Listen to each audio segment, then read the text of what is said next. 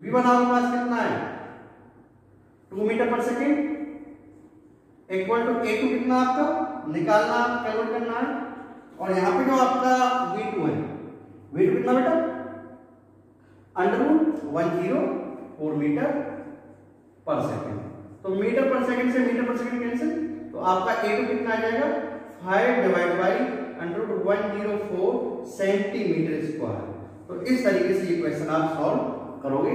तो next topic हम पढ़ेंगे बर्नौली थ्योरम। यहां तक आप नोट करो। हाँ जी, बर्नौली थ्योरम का डिस्कशन करने से पहले हम इस चीज पर डिस्कशन करते हैं कि अगर कोई लिक्विड किसी पाइप से फ्लो हो रहा है तो उस लिक्विड या फ्लूइड के अंदर कितनी एनर्जी का समावेश था, मतलब कितनी एनर्जी उसके अंदर स्टोर होती है, कौन कौन सी एनर्जी। तो बेटा फ्लूइड के अंदर हम 3 प्रकार की एनर्जी मानते हैं कि फ्लूइड के अंदर 3 तरह की एनर्जी होती है। एक होती है प्रेशर एनर्जी जिसको दाब ऊर्जा बोलते हैं, एक होती है काइनेटिक एनर्जी जिसे गतिज ऊर्जा बोलते हैं, और एक होती है पोटेंशियल एनर्जी जिसे स्थितिज ऊर्जा कहते हैं।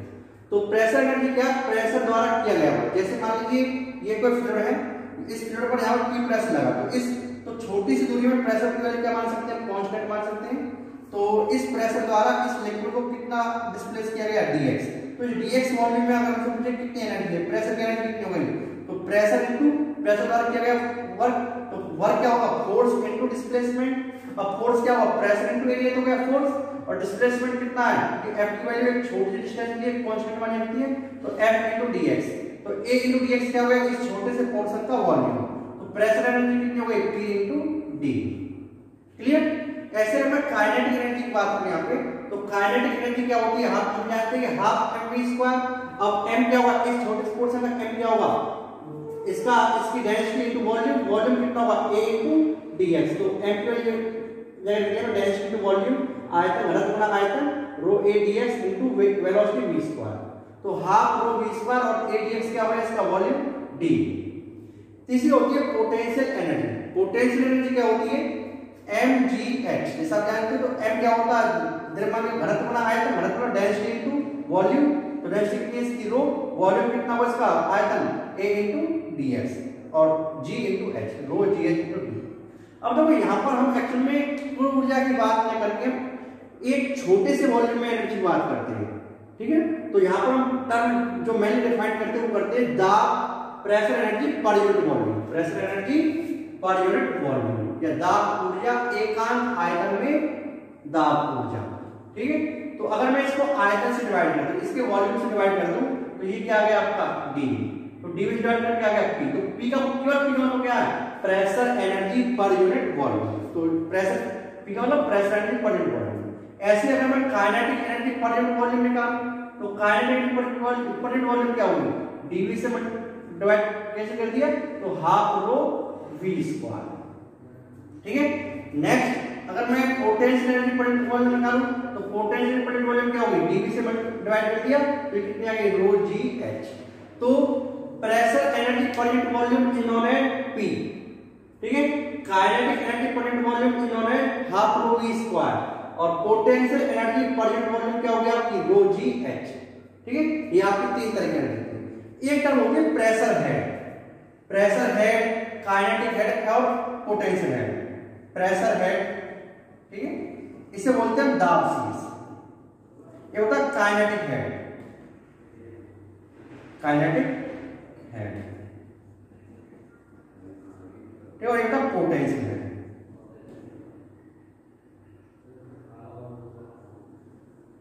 ठीक है। प्रेशर हेड क्या होता है, ठीक है। प्रेशर हेड अगर मैं इन तीनों को रो जी से डिवाइड कर दूं, रो जी से, ठीक है, आप बाद में पढ़ेंगे पी वाई रो जी, सॉरी काइनेटिक हेड क्या होगा half rho v² upon rho जी, और पोटेंशियल हेड क्या होगा rho G H divide by rho G. तो ये जो टर्म है इसे बोलते हैं हम दाब सीरीज, पोटेंशियल प्रेशर हेड। ये जो टर्म है वो से रो कैंसिल v² बाई 2g, इसे हम बोलेंगे काइनेटिक हेड, ठीक है। और इसको बोलेंगे हम पोटेंशियल है, पोटेंशियल है, ठीक। यहाँ पे क्या है H, तो ठीक है।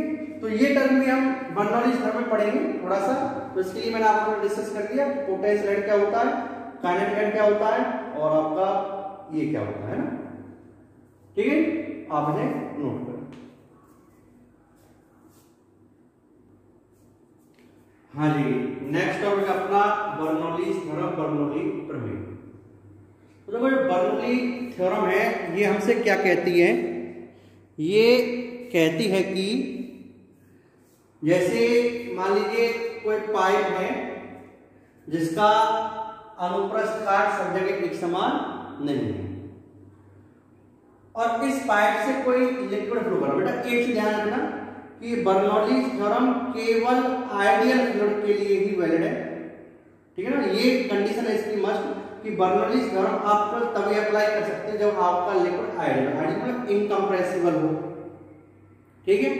और दूसरा आपका अशांत नहीं हो, मतलब डिस्कस नहीं हो, कोई विस्कोसिटी नाम की कोई चीज नहीं हो, तो ऐसा, ठीक है, नॉन विस्कस लिक्विड हो, और आपका इनकम्प्रेसिबल मतलब असंपीड्यता हो और अशांतता हो, तो ऐसे द्रव के लिए ही आपके बर्नौली में अप्लाई हो।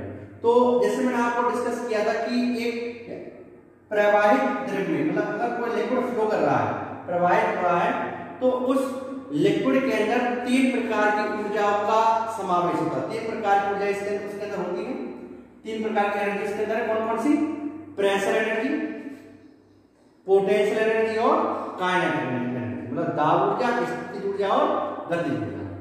तो बेटा ये एक्चुअली में ये एनर्जी कंजर्वेशन पर अप्लाई है, ये जो बर्नौली थ्योरम है इसे हम एनर्जी कंजर्वेशन पर अप्लाई मानते हैं, ऊर्जा संरक्षण पर आधारित है। ये क्या कहती है कि अगर किसी पाइप से कोई लिक्विड फ्लो हो रहा हो, कैसी भी पाइप से हो, उसका अनुप्रस्थ काट चाहे एक समान हो या नहीं हो, तो उस पाइप के हर सेक्शन पर, मतलब उसके हर सेक्शन पर एकांक आयतन में कुल ऊर्जा का मान हमेशा कांस्टेंट होगा, नियत रहेगा, मतलब total energy per unit volume will remain constant at every section, ठीक है, एट एवरी सेक्शन। जैसे अब आपको पता है कि हमने कौन सी कुल आयतन, ठीक है, कुल ऊर्जा एकांक आयतन, तो मैंने आपको pressure energy per unit volume निकाली, kinetic energy per unit volume निकाली और potential energy per unit volume निकाली। तो इसका मतलब क्या हो गया कि बर्नौली थ्योरम कहती है कि जो pressure energy per unit volume, जिसे हम P मैंने नाम दिया, kinetic energy per unit volume जिसे मैंने हाफ रो v स्क्वायर नाम दिया, या potential energy per unit volume जिसे मैंने रो g h नाम दिया, इन तीनों का सम, इन तीनों का योग हमेशा क्या रहेगा? कांस्टेंट रहेगा एट एवरी सेक्शन। चाहे इस सेक्शन में देखो जितनी total energy per unit volume में यहाँ पर है, उतनी ही total energy per unit volume में यहाँ पर होगी। ये कहती है आपकी कौन सी थ्योरम बेटा? बर्नौली थ्योरम की total energy per unit volume remain constant, ठीक है। या फिर आप ऐसे कह सकते हो, ठीक है, ऐसे में इस सेक्शन 1 और 2 की बात करूं तो सेक्शन 1 पे प्रेशर कितना P1, सेक्शन 1 पे वेलोसिटी कितनी V1 और सेक्शन हाइट कितनी इसकी H1, ऐसे यहाँ पे प्रेशर P2, ठीक है ना, प्रेशर P2, वेलोसिटी आपकी V2 और हाइट कितनी इसकी H2। तो इस सेक्शन पर यूनिट वॉल्यूम में कितनी टोटल एनर्जी होगी? ये वाली, और इस सेक्शन में टोटल एनर्जी क्या होगी? ये वाली, तो ये क्या रहेगी आपकी? कांस्टेंट रहेगी। या फिर ऐसे कहो अगर मैं दोनों ओर से रो जी से डिवाइड करूं तो आफ्टर डिवाइडिंग रो जी, ठीक है, रो जी से अगर मैं डिवाइड कर देता हूं दोनों ओर, तो ये आपकी रो जी से डिवाइड कर दिया, ये चीज रो जी से डिवाइड कर दी और ये चीज रो जी से डिवाइड कर दी। तो यहाँ पे क्या गया? इधर देखता हूं P1 by rho g plus V1 square by 2G plus H1 equal to क्या हो? P2 by rho g plus V2 square by 2G plus H2। बेटा ये टर्म देखो, ये टर्म क्या? हाइट, ये क्या? हाइट है। तो ये हाइट को आप बताएं एक जैसी ही क्वांटिटी ऐड हो सकती है, एक जैसी राशि को हम जोड़ते हैं, तो अगर ये हाइट, तो ये भी क्या होगी? हाइट, ये भी क्या होगी? हाइट, और हाइट क्या बोलते हैं? हेड या शीर्ष। तो इस चीज को हमने कौन सा शीर्ष बोल दिया? कौन सा हेड बोल दिया? Pressure head. ये क्या है? Kinetic head. ये क्या? पोटेंशियल ठीक है, दाब शीर्ष, गतिज शीर्ष और आपकी स्थितिज ऊर्जा शीर्ष जो भी है, ठीक है। ऐसे ये प्रेशर है, काइनेटिक हेड और पोटेंशियल, तो मतलब कुल हेड, टोटल जो हेड है वो भी क्या रहती है, कांस्टेंट रहता है। ये कहते हैं आपको कौन सी थ्योरम, बर्नौली थ्योरम। तो आप इसे नोट करें और इसके बाद हम बर्नौली थ्योरम का डेरिवेशन करेंगे नेक्स्ट वीडियो में, ठीक है। करो इसे नोट।